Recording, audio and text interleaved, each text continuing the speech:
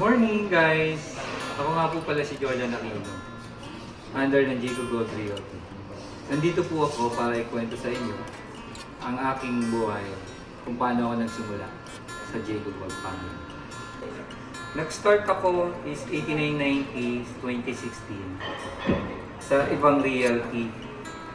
And then, first week ko, meron kagad akong client na investors. Kumuha agad siya, nag-avail ng 5 units and 5 parking. And medyo hindi lang naging maganda kasi after a month, wala na ako nakuha ang komisyon.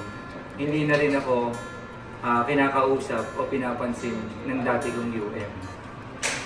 Hanggang sa dumating yung time na nag-isip ako kung paano ako uli kikita.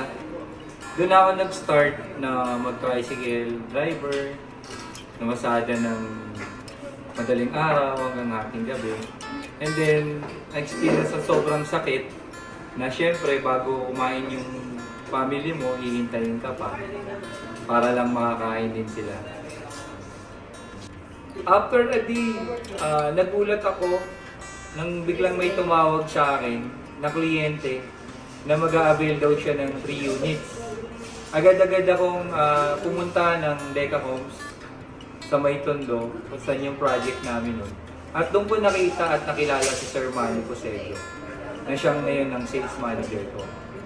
At doon, ako tinuruan ni Sir Manny at ginabayan sa lahat ng aking mga pangangailangan. At siyempre, si Sir Jair, ang aming presidente ng JCO, siya yung maraming itinuro sa amin at marami kaming natutunan sa kanya. Talagang nagpapasalamat ako at napunta ako sa JCO Gold.